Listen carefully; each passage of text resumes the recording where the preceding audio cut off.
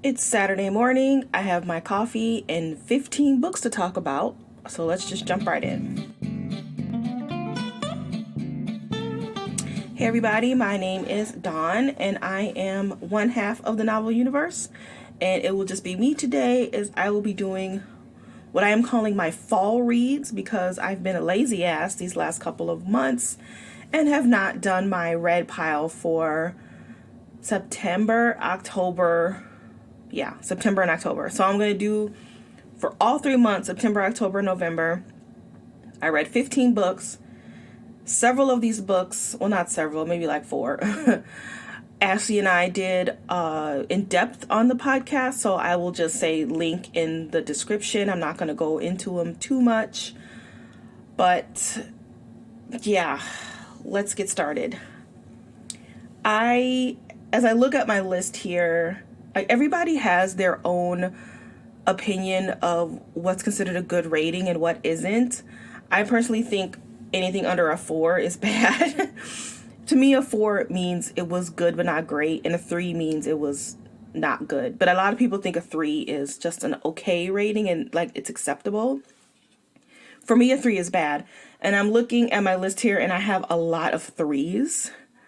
And I guess that's why Goodreads has given me an average rating of 3.3. So that makes a lot of sense. Oh, all right. Well, let's just get started. These are in no particular order. It's just it's the order of I read them. So let's just go. First book I read was Serpent Dove by Shelby Mahiran. I know this is a very popular book. I know a lot of people loved this book. I just read it this year. I'm late to this party because I had a feeling I wasn't going to like it, but I was forced against my will to read it because Ashley wanted to do Blood and Honey for the podcast. Sorry, Ashley. So Serpent and Dove, I'm not going to be doing any descriptions of the books that you guys are familiar with. You guys know what Serpent and Dove is about. I'm not going to describe it. I gave this a 3.5. The first quarter of the book was really good. I liked the writing style. I did enjoy how there needed to be a balance in magic. I think that's kind of magic canon, but I don't know, the way she described it as when Lou had to, in order to use magic, she had to let go of memories of Bastian or Baz. And I don't know, it seemed to be, I like that because you could feel her pain of having to lose good memories, especially when she doesn't have a lot of good memories. So for her to have to lose something that precious was really sad. So I liked that part of it. My issues with this book were the potential wasted. I prefer a more critical read, and this book started off as the potential of being critical. However, the theme of especially what the cardinal was bringing, being just blindly prejudiced against a group of people or the witches, that's a good theme in itself, but I don't think Mahiran did anything deeper than what we've already read before. It was just this group of men who were hunting female witches, and the whole women are inferior or witches are inferior. She could have done so much with that, but she didn't do anything new with it. The cardinal himself could have been an interesting character, and she didn't, once again, drop the ball on that one.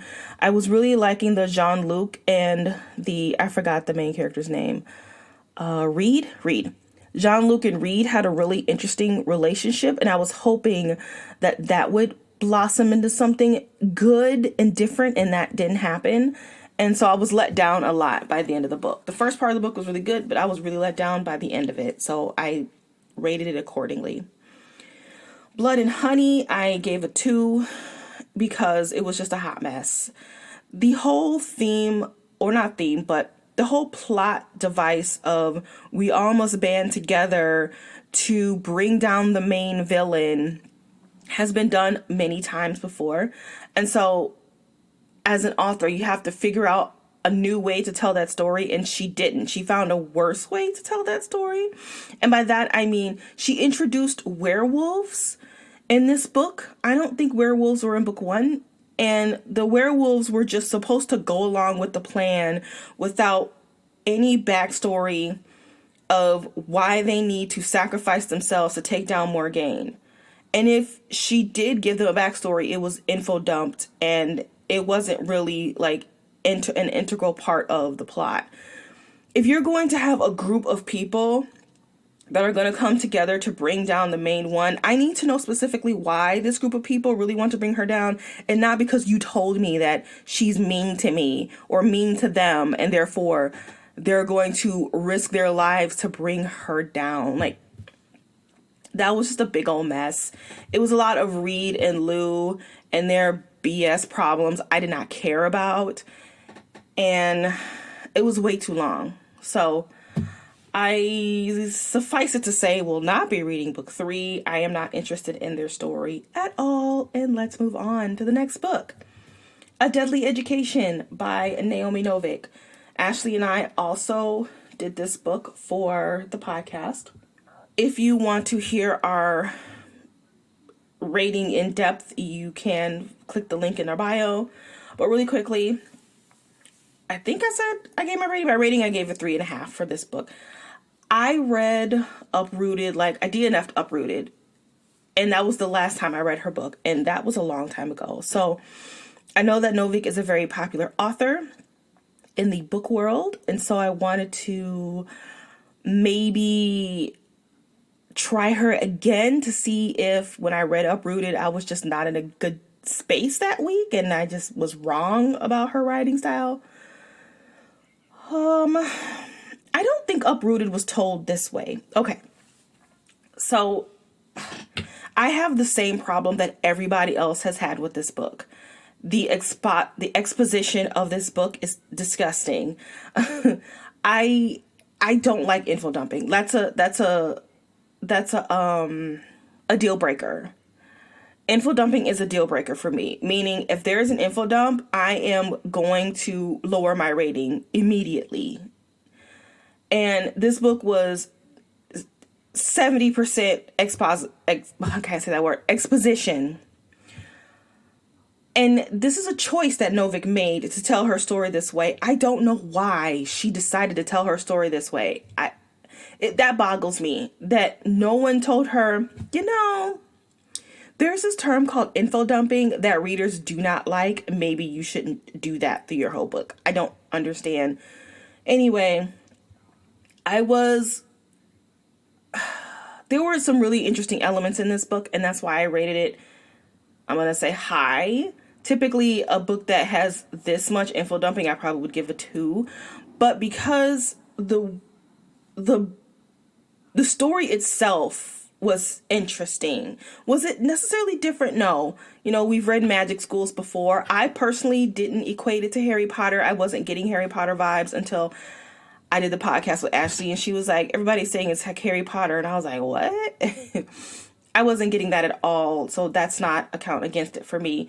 But I did like the idea of this magic school and how there are no teachers and how everybody is out for themselves and you really don't have any friends. And then we have this main character who is an anti-hero, and from the start that she doesn't seem to be in the beginning because she is trying to fight it and she's saving people at the same time, but her prophecy and what her lot in life is. And so it's interesting to see how she is battling her prophecy and her dark magic inclinations and how that's going to pan out. That was interesting to me. So I did give it a 3.5 because of that. I probably will read book 2 because I know that it is going to be a lot of info dumping. I'm hoping that Novik will not do that. I'm hoping she did that in the first book because she needed to acclimate the reader with her world, and that it won't be so much information dropped on our head and we get more of Elle's Gal. What's her name? Gal? Whatever, you know what I'm talking about. If we get more, I want more of her story in Orion. Okay, yeah. All right. I'm not really too sold on Novik. I'm going to reluctantly go in and read book 2. Next is Cemetery Boys by Aiden Thomas. I gave this a 3. A reluctant 3, by the way. Okay. This book was difficult for me to rate because I'm being pulled in different directions. I am a teen librarian. I buy teen books, and I like this book because of the representation. I have been a teen librarian for 8 years. I've been purchasing my collection, and it is very, very, very difficult to find Mexican teens who are also queer on the cover of a book. Like, you can find some books with Mexican leads that's contemporary. There's still not a lot of them either, but to have a paranormal or fantasy slant is difficult. And so immediately I was like, yes, I'm going to buy this book. I'm going to recommend this book, and I will. However, the substance of the book is not great to me, and here's why. Our main character is a trans boy, and when I read books like this about other cultures, I want to know what it is like to be trans or queer in the Mexican community. I didn't get that here. I don't know what it's like. When I finished this book, I didn't feel like I understood what it feels like to be queer or trans and be Mexican. The way the father dealt with his new son was standard, what you would see in any other YA book. It was a lot of, I'm used to having a daughter and I need time. It was a lot of ignoring the main character. I can't remember his name. Sorry. Yadriel. Ignoring Yadriel. Telling, no, you can't do that. This is what men do. A lot of that passive aggressive. What's the word? Just a lot of passive aggressive behavior towards his son, whereas the mother was more accepting, and that is as deep as it got. No. I can read that in any culture. I want to know, is it something specific? And maybe there isn't. Maybe there isn't anything different in being a queer teen or a queer person in Mexican culture. Maybe that's what it is. I don't think so, because as a Black person, being Black and gay or Black and trans, or there are specific things to the culture that is just not acceptable in Black culture where it might be more in like white culture. And if I'm reading a book about a Black trans teen, I want to know specifically what it feels like to be Black and trans. And there are specifics. So, yeah, I didn't get that here. Also, the writing I didn't like the writing style, first of all. And it wasn't anything special. It was quite formulaic. Our main character falls in love fairly quickly. It is insta-love. I think this book takes place in over a span of a week, less than that. And there's a lot of melodrama at the end with, my son is in the ICU, get out of my way, but I love him too, get out of my way. It's like, okay, with the drama, calm it down. And then he had a best friend who was a sassy Black girl. I think she was Black. I think she might have been mixed with Puerto Rican and something else, but I think she was Black. She didn't add anything to the story at all, except that she was a sassy Black girl. And then there were a lot of missed opportunities. Okay, so the boy that Yadriel falls in love with is 15 and is dead. And very, very minor discussion about mortality and dying young. Missed opportunity. He was just like, oops, I'm dead. Missed opportunity to talk about poverty in the Hispanic community. Missed opportunity about abused and neglected kids, and just in American society in general. Just tons and tons of missed opportunity to make way for this insta-love. I hate that. That is the worst part of YA. And I don't know if it's the authors that are doing it, dumbing it down. I don't know if it's the publishers that are making them dumb down their books, but teens can handle a critical book. So that's why I rated it as low as I did. The next book I read was Early Departures by Justin A. Reynolds. I'm going to apologize now if I accidentally call him Jason Reynolds, but that kind of sucks to be him, to have a name so similar to Jason. Okay, so I will describe what this book is about because I don't think a lot of people know this book. This is a speculative fiction, and our main characters are Q and Jamal. Jamal and Q were best friends and they had a falling out. Jamal's parents died in a tragic accident and he blames Q for it, but he's never really told Q why he stopped being his friend. He just ghosted him. Meanwhile, they're at a party and Q dies trying to save somebody. But in this world, there is a scientist that has come up with a way to bring back or reanimate a dead person so that they have a couple of weeks to say goodbye to their loved ones. They don't know they're dead, but their loved ones know that they are dead and their loved ones can have time to say goodbye. So this is what happens to Q. Great idea. I have not read this before. I've read something close to it, but not quite like this. So I was like, okay, cool. The writing style was, I won't say interesting. It was okay. Enough that I would read something else by Reynolds. But once again, it was a lot of missed opportunities here. And first of all, this is a grief book, and my teen patrons love grief books. Actually, the griefer, the better. The sadder, the better. They love that shit. And this book had potential to be really sad. However, the way that Jamal deals with the death of his parents is not something that we haven't read before. Once again, if you're going to tell a very common story about grief, you need to do something with it. And our main character has just not gone through the 7 stages of grief. He's just kind of stuck in not denial, but the why me, I think. I don't know what stage that is, but he hasn't gotten to acceptance yet. Of course, he does get to acceptance because that's how he grows, but it's just the way he deals with it. I've read this in a million books before. When I read a book, I want to read something new. I don't want to read something that I've already read before, and that's what happened here as far as the grief aspect.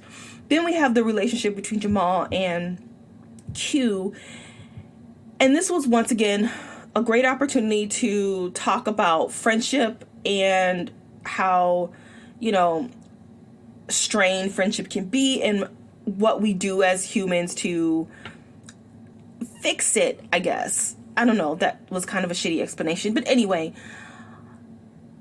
Okay, so they haven't spoken to each other in a couple years. I don't know how long it's been. But he basically ghosted Q. Q doesn't know why.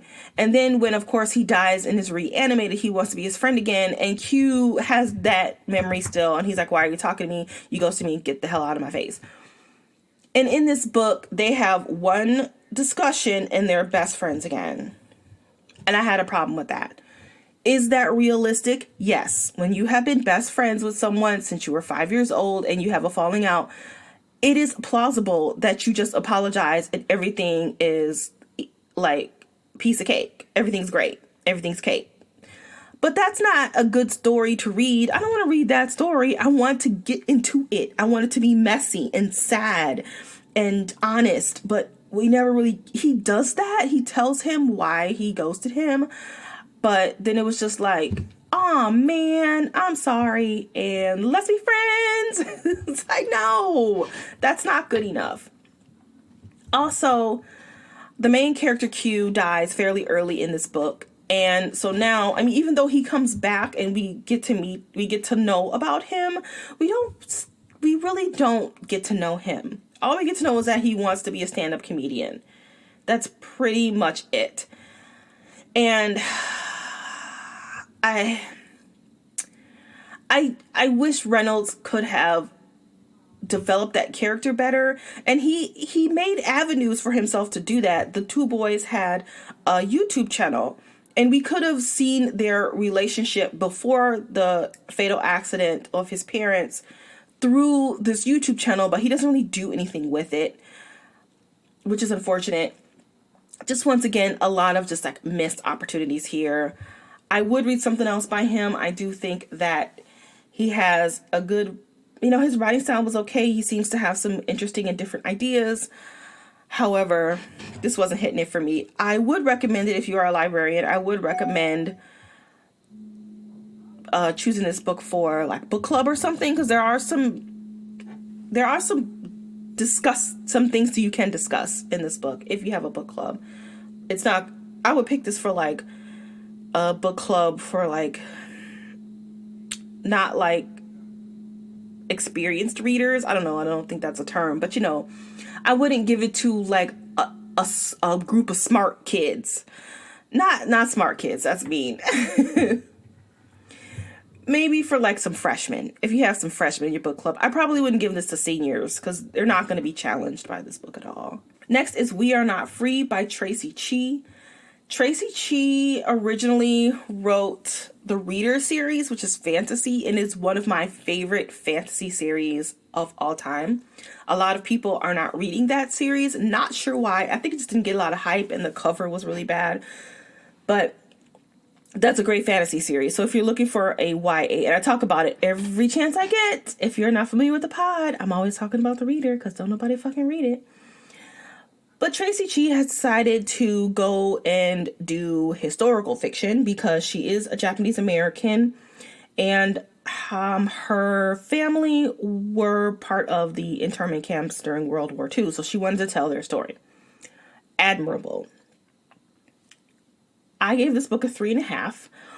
Mostly it's a me problem, not a book problem. I am not a big fan of historical fiction.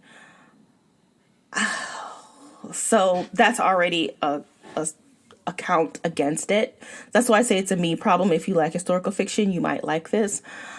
But my big problem with this one is I don't like the way it was told. So if I do read historical fiction, which is rare, I like historical fiction that's told like a story. Like we have fictional characters who are dealing with real situations. Technically, that would be historical fiction because it's fiction, it's historical. The historical fiction that I usually read is from Ruta Sepetys, who, like I said, takes fictional teens and put them into real life situations, which is what historical fiction is. But her stories are read like a story. And I also like Julie Berry because she kind of adds a speculative slant to it. So when I say that I didn't like the writing style, this doesn't have a story-like feel to it. Just a quick background of this book. It is about 6 or 7 teens whose family was taken to internment camps during World War II. Okay, that's pretty much what the book is about. So as I said, there are a lot of teens in this book, and because of that, you don't really get invested into any one of their stories.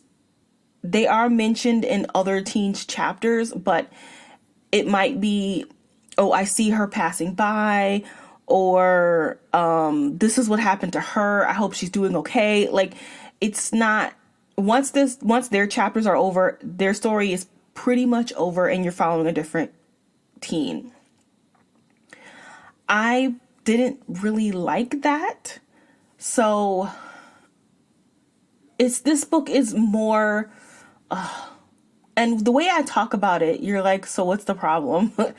I was going to say it's about their experience being in an internment camp, but it's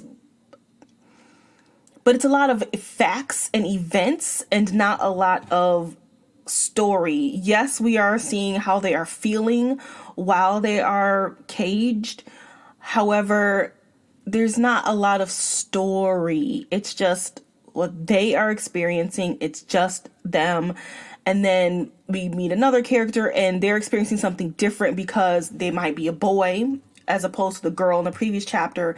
And the next person is experiencing something different because they don't have 2 parents. Maybe they only have 1 parent, whereas the other characters had 2. So it's like a different dynamic from each of them, which is good, but I don't know.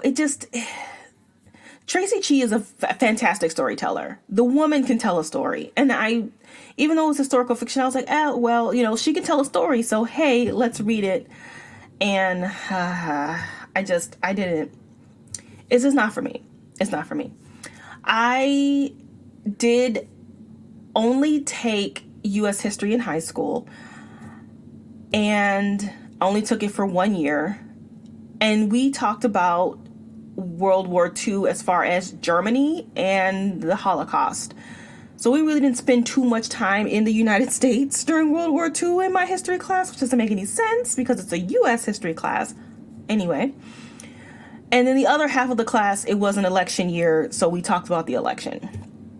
Which, once again, not a government or a civics class. It was a history class. Anyway, we talked about the election. So I don't really have a big background or knowledge of the Japanese internment camps, and so I got some information from here. I learned a lot. That definitely happened. I definitely learned a lot. So that's good. I didn't know anything. I just knew that that it happened, but I didn't know. I knew why it happened, but I didn't know how they were taken, how long they were there, what they were doing while they were there, the racism they experienced. I didn't get any of that. All right, it's not unpopular opinion, but it's uncomfortable time now. Okay, so I am Black, and it was very difficult while reading this book to not play the, well, my people had it worse than you game. It's hard to not play that game. And I know this sounds terrible, but as a Black person, it's like, okay, yes, I'm not diminishing the Japanese American experience during World War II or before or after at any other time at all. But as a Black person reading this, it's like, yeah, you guys had it bad, but were you lynched? Were your people raped? Which I'm sure they were. Were you drowned with water hoses? Did the policeman beat you till you died? Probably did that too. Are they still doing that today? I don't know. It's hard to play that game. So once again, not diminishing their plight, because anybody who is not white, able-bodied, heterosexual experiences some kind of ism being an American or being an immigrant. Just being in America, you are going to experience some kind of ism if you are not white, male, and able-bodied and heterosexual. So everyone has their story. I appreciated the story. Like I said, I learned a lot. I just didn't like the way it was told, if that makes any sense. But once again, that's a me problem, not a book problem. So I will recommend it. You should read it. If you are a librarian, buy it and recommend it, book talk it, and all of the above. All right, the next book I read was Crazy Stupid Bromance by Lisa K. Adams. We read this one for the podcast. This is book 3 in the Bromance book club series. I gave this a 3.5. I liked the first book the best. I think that what this book was missing was the actual book club aspect, which I think is why this book is different and special than other books. I don't read a lot of romance, so maybe this is a common theme. I don't know. But to me, this is different, the book club part of it. It wasn't a lot of book club, and when we were at the book club, Noah was being a dick, and I hated Noah was quite insufferable throughout most of this book. So that was one issue I had with the book. Secondly, okay, so the way this book is written, or the way this series is written, is you are introduced to the other characters in previous books so that when it's their turn to have their book, you kind of have some background information on them. I felt like that didn't happen for Noah and Alexis. It happened for Liv and Mac. Liv and Mac were in the first book a lot. And so when it was their book for book 2, we kind of already knew their backstory. However, that didn't happen with Noah and Alexis. We kind of got to know Alexis, like what happened to her. We didn't really get to know her personally, but we know what happened to her. And Noah was in it for like a page. So we didn't know Noah at all. Now, you could be like, well, all books are like that. When you read a new book, you don't know anything about the characters and you meet them when you open up the book. Sure. But that's not how this series is told. This series is told as you meet this book's characters in previous books. I didn't get that, and I didn't like that. I didn't get that, and that bothered me. And I don't know. I don't know. It's just okay. The book is okay. I like the first book better. I felt like the issues that Thea and I don't remember his name, Gavin, I felt like their issues were really good, and the way they dealt with it was really good and deep. And this one, it was just not as good as the first book. But if you want to hear our full discussion, click the link in the bio. Next, I read Return of the Thief by Megan Wallen Turner. And this is book 6 in the Thief series. What's it called? The Queen's Thief? Okay, so if you're not familiar with this series, it is about Jen and Natalia. I don't know when The Thief was written. It was written a long time ago. But Jen is a thief. Like, he's a very skilled thief, and he ends up marrying the queen of Atolia, which is the land. The whole country is Atolia. And he's a young king. And this is just a continuing story about people trying to take them over and their relationship and la-da-da. Okay, so I gave this book a 4. It's kind of a reluctant 4. I probably would give it a 3.75 if I'm being honest, but I'm giving it a 4 because of the writing style and not because of the story. Okay, so if you are familiar with this series, then you know that Jen is the star of the book series. He is the shit. If you have not read this series, he's basically Selena. What's her last name? Sardouthian? I've already forgot. From Throne of Glass. And by that, I mean, she's the smartest person in the room, and she's 20 steps ahead of everybody. And Jen is very much like that. So when conflicts happen, you are expected for Jen to outsmart everyone and to already have a plan and to already be outwitting everything and has already figured the solution out. That doesn't really happen here. Jen is barely in the book. Well, that's not true. He is in the book. But what we love about Jen is not in the book. And what we love about him is how he's smarter than everyone in the room. That didn't really happen here. And that was my biggest issue. Was there was not enough Jen. The way that Turner tells these stories is quite fascinating. I know she did this for Thick as Thieves. I'm not quite sure how the other books were told, but in Thick as Thieves and in this book, it's told from the perspective of just some other person who lives in the court. As Thick as Thieves, it was told through one of the guards, I believe, and in this one, it's told through Varys. And I apologize because I have forgotten the names of the characters. Shit. Okay, so Jen and Natalia have a main villain. Can't remember his name. I can't remember his name. Eurydice, something like that. If you read the book, you know what I mean. He is the main villain, and he has planted his disabled grandson to go live in the court and be a spy. And his name is Varys. And Varys is telling the story. And I believe Varys has grown up, and he's telling what happened when he was a young boy. I'm not quite sure how old Varys is, though. I never quite understood. Is he 10? Is he 15? And he looks 10? I don't know. I couldn't quite understand his age. But anyway, he has a limp. He's lame, and I think he might be mute. He's not deaf, but he can hear. But he uses sign language, and he has a limp, a lame leg. So they're kind of just like, ew, get away from me, Grody. And they just don't pay attention to him. They think that he's an idiot, but he's paying attention to everything. And okay, I won't say anything because it's a spoiler, but so I do like the way that she tells her stories. However, there is a problem with that because Varys has to be in the room with Jen all the time, which he is, in order for us to see what's going on, which he is, but there's still not enough Jen in the story for me. I personally don't understand why these books are YA. I don't know any teen past book 1.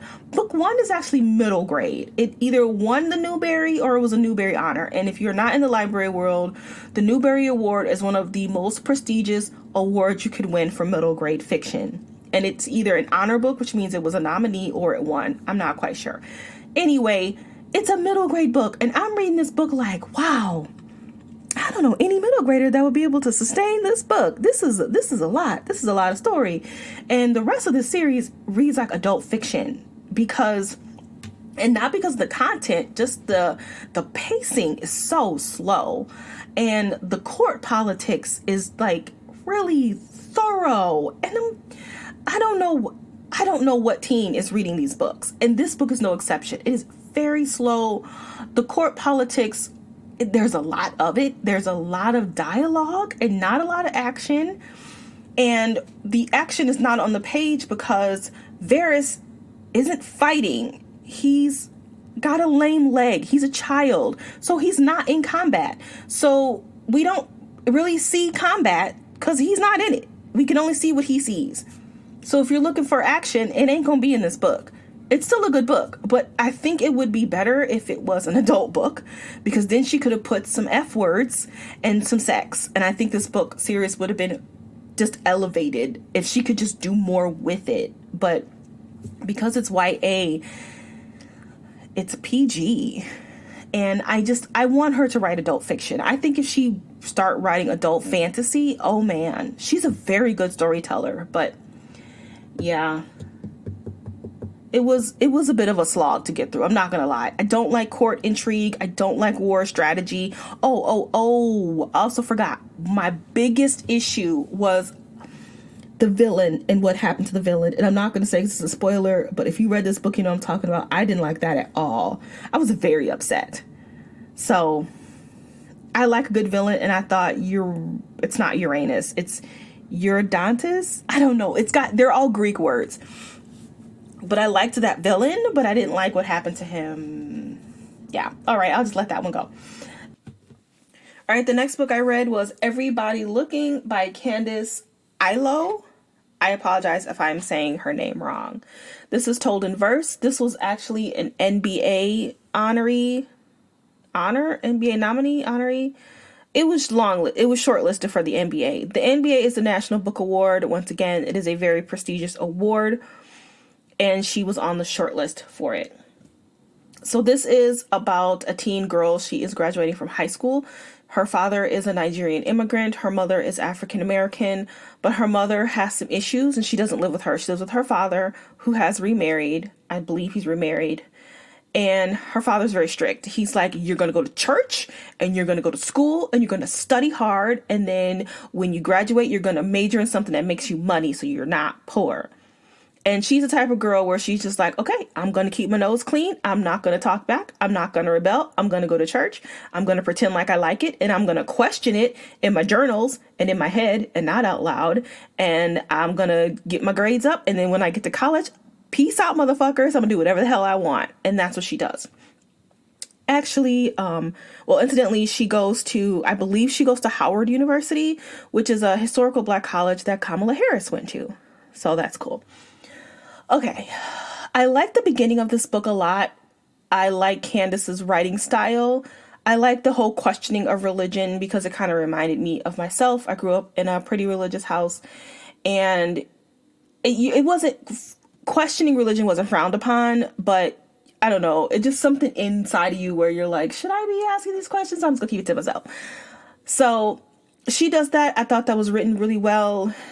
I like that she just did her work and she didn't talk back, and she didn't, because we always read stories of these kids who are angsty and they run away and they talk back and they get into some shenanigans, where a lot of teens don't do that. A lot of teens just kind of just do what their parents say until they get out of the house. And so I appreciated reading this girl's story. That's where the goodness ends. So she gets to college, and this is where it starts to go wonky. I also didn't mention that she wants to be a dancer, but her dad is like, hell no, because dancers are poor. So she kind of is like, okay, once I get out of the house, I'm gonna try and do some dancing whilst I'm studying accounting. I think she's studying something financial. I don't know. Okay, so she gets to college and she starts to make some really weird decisions, in particular with this boy. And we don't really see her with boys because we're not really with her. We're only with her on her high school graduation. So we don't really know her dating background really, or if she had one while she was in high school. But when she gets to college and she starts dating this guy who treats her like shit, and she lets him. And so of course she tells the story about she had incident with sexual assault. But she only mentions it once.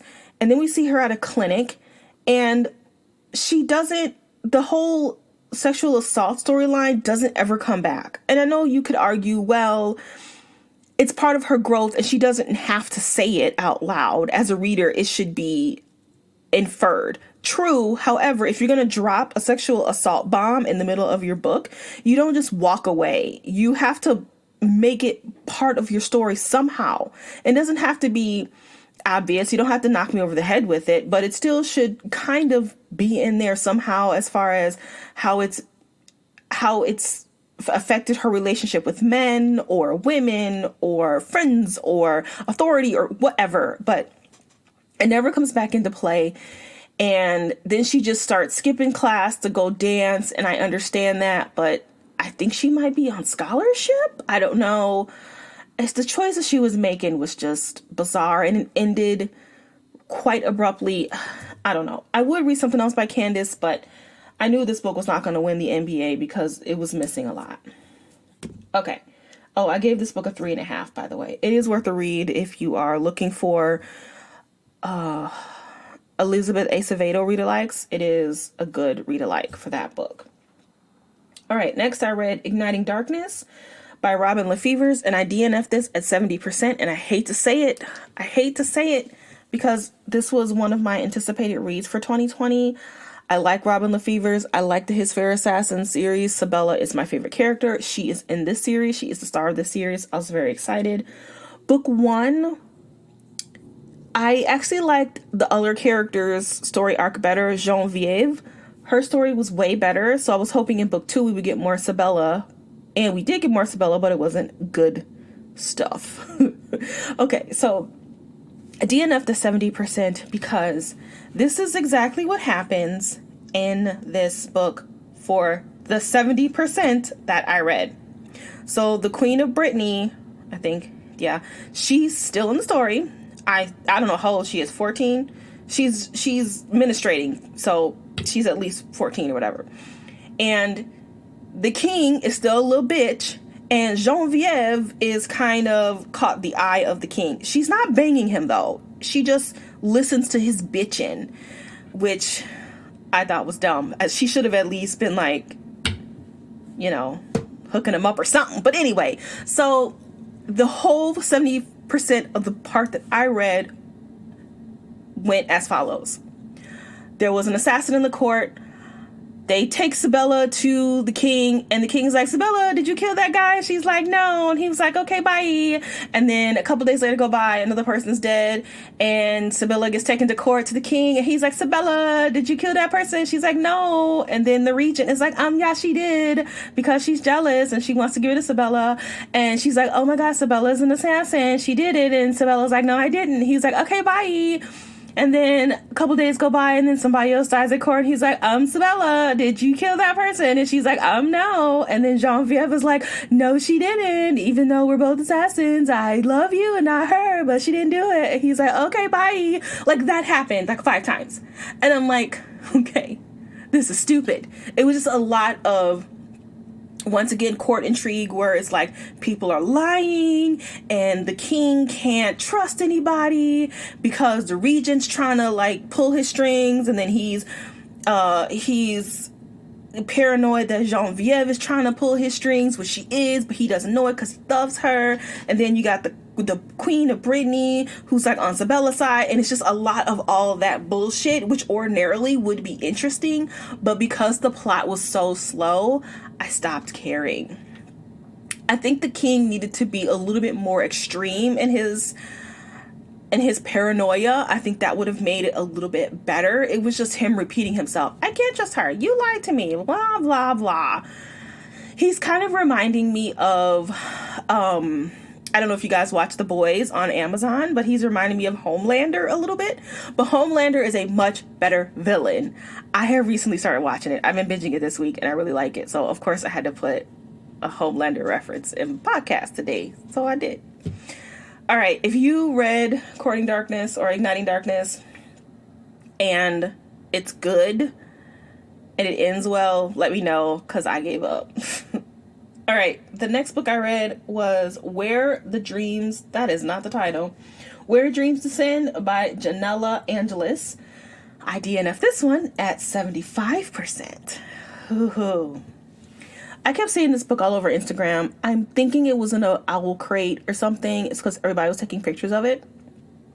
The cover looked really cool. I was like, okay, well, let's see what this is about. Ugh. All right, I don't think I need to say what this book is about because all y'all have read it. Well, I'll just kind of say it as I give my review here. Our main character, Kala, I think that's her name. I've already forgotten these people's names. I read this book less than a couple weeks ago, and I've already forgotten. That tells you how much I didn't like the book. Kala is the star of this casino show. And in this world, people have magic, but it's illegal for women to have magic. Don't know why. And the author doesn't really do a good job of developing that theme. Anyway, she's the star of her casino show. She lives with this mysterious casino owner guy, and he's basically keeping her there. She doesn't know why. And one day she sees a flyer of this town, Glorian, and they're having this competition of magicians, and she's like, ooh, I want to compete in that. And old dude is like, no, you cannot go because it's dangerous. And she's like, whatever, dude, I'm going. And in chapter 2, she gets out of there. No setup for their relationship at all. No setup for why Glorian is great and or bad. She just has to easily make it through this horrible forest that she has no problem making through. She gets to Glorian. She meets this guy who comes out of 1920s gangster movies. He's like, hey girl, how you doing? Yeah, this is the bee's knees. He talks like that. He kind of looks like that. And I was like, okay, whatever. So she competes in this competition. Now, I have been promised a competition of epic proportions, and what I got is a shitty American Idol. The judges in this book are basically like, nobody that's competing is great, and the only one that's great is this woman who can just do fire, because I guess fire is magical. I don't know.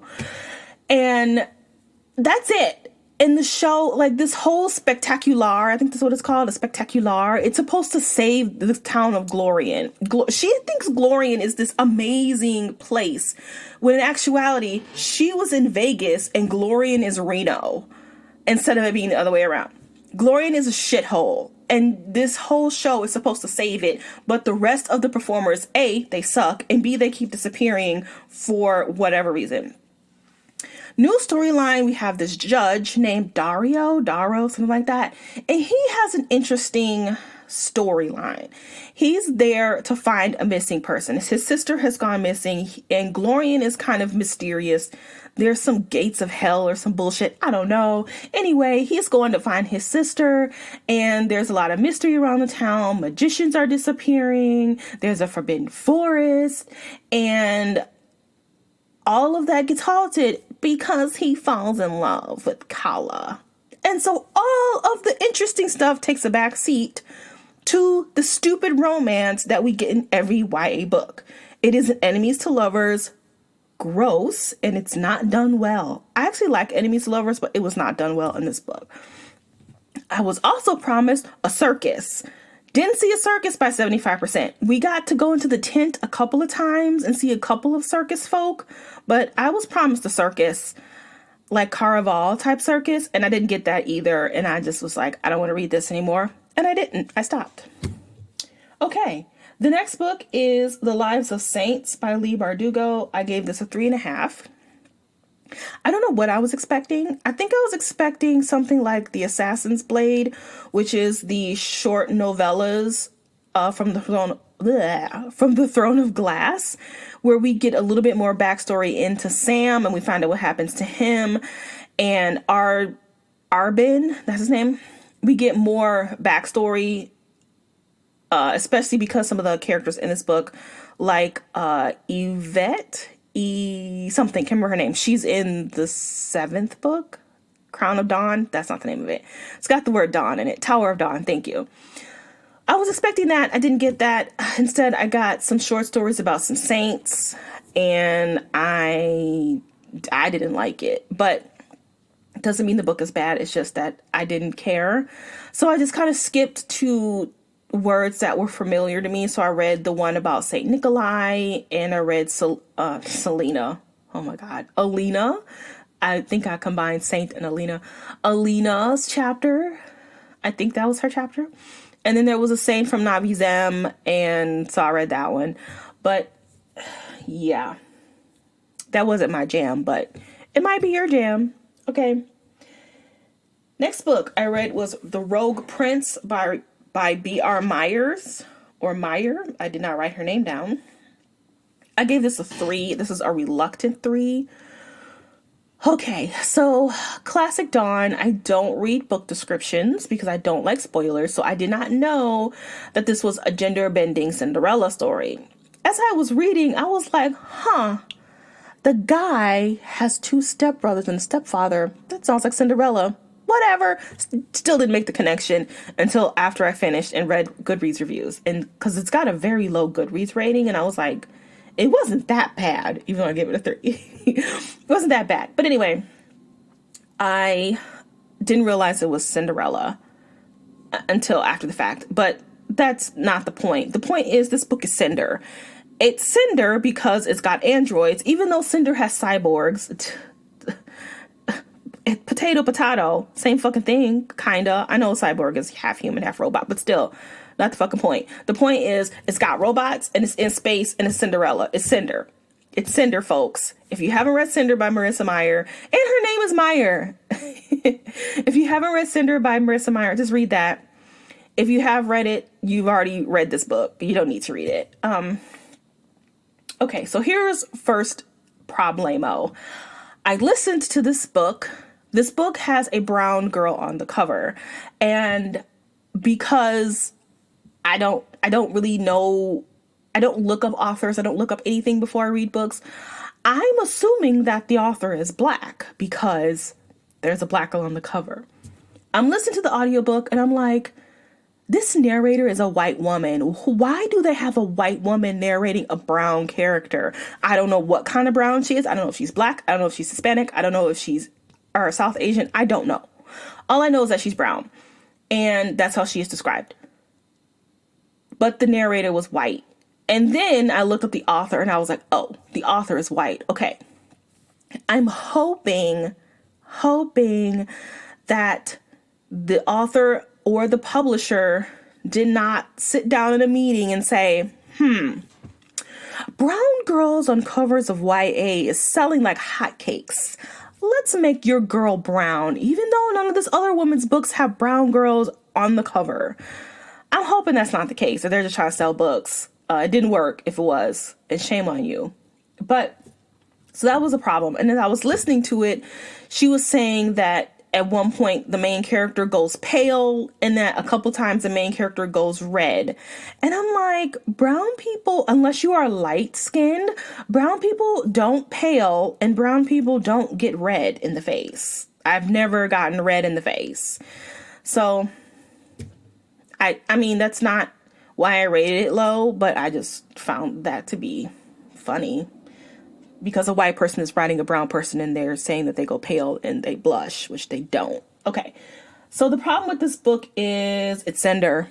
It's Cinder. There's nothing special here. It's Cinder, and Cinder was written better. That's all. Next book is Among the Beasts and Briars by Ashley Poston. I gave this a 3.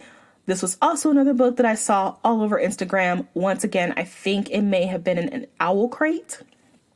That's usually what happens. And I listened to this one as well. Ooh, okay, so this book is, once again, not special. It's very familiar. It's ticking all the boxes. We have a girl who is not special. Actually, she is special because she has a special power.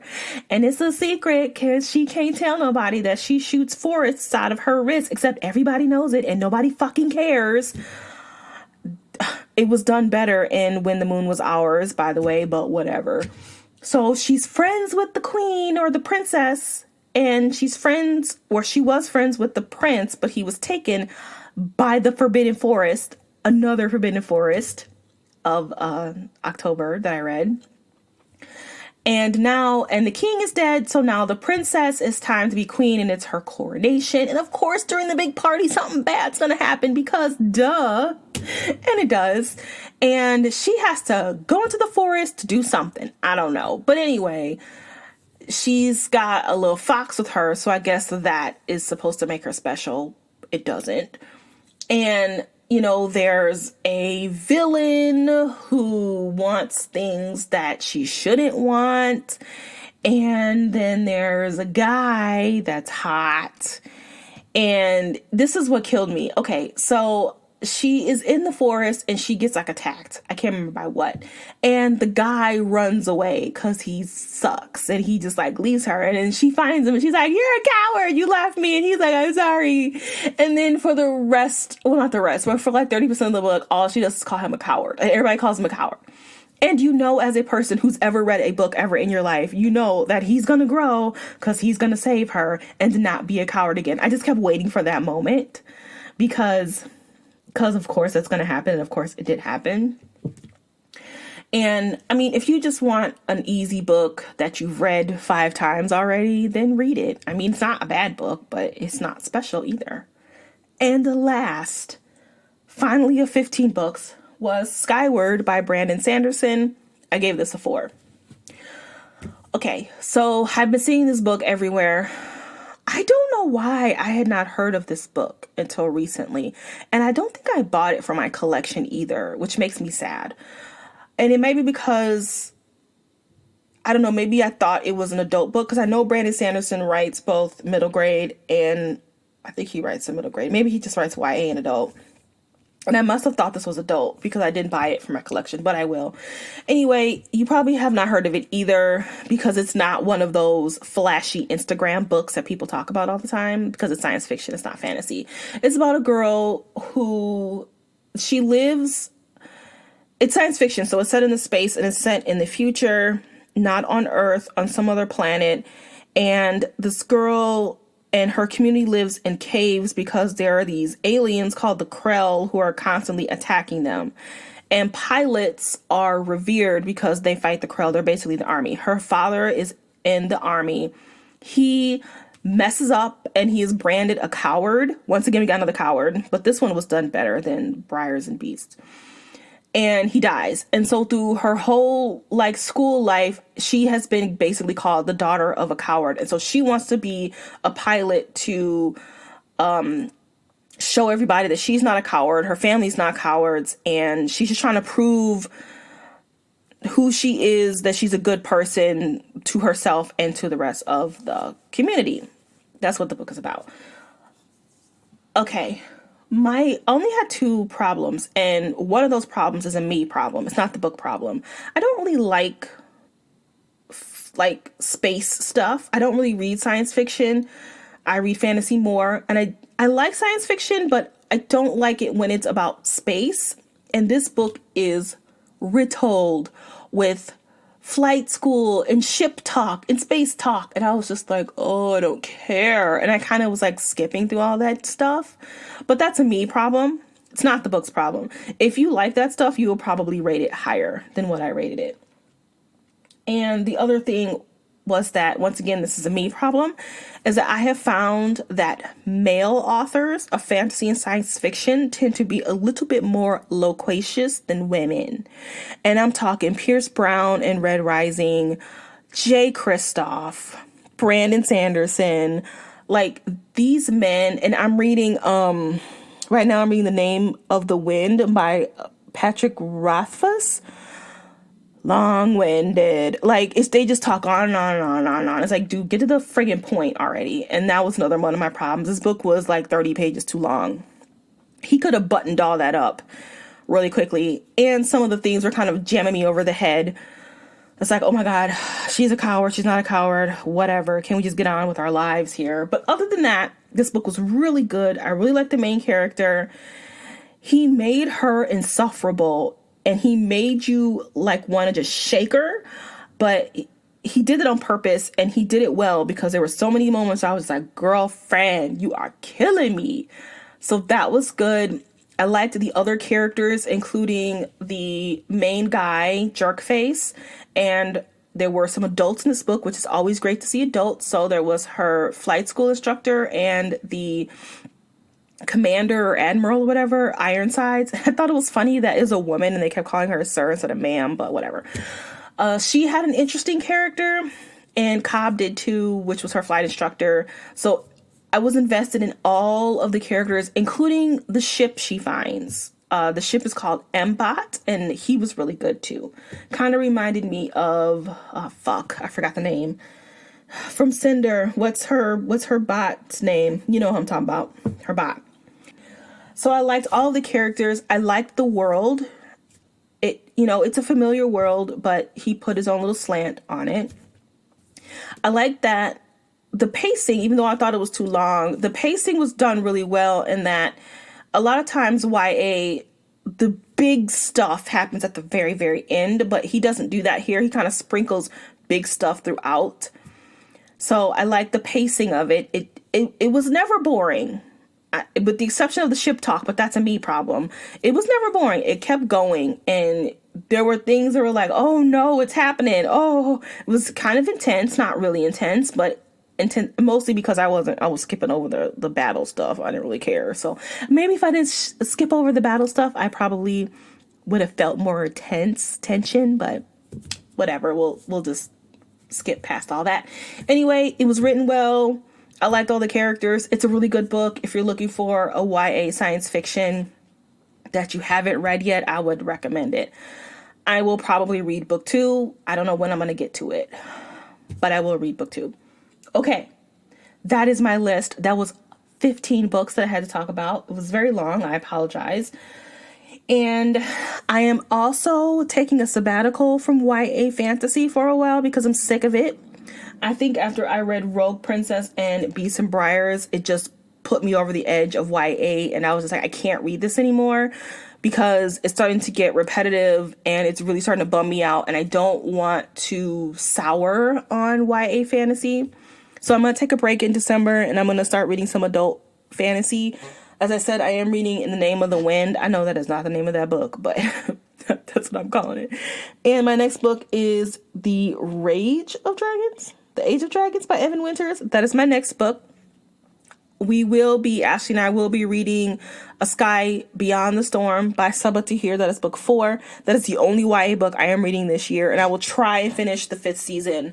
So those are the 3 books I need to get through. Name of the Wind, Rage of Dragons, and The Stone Sky in the 5th season series. That's not the name of the series, but you know what I'm talking about. All right. Thank you for joining me, and I'll catch you in the next podcast. Bye. I said that wrong. Bye-bye.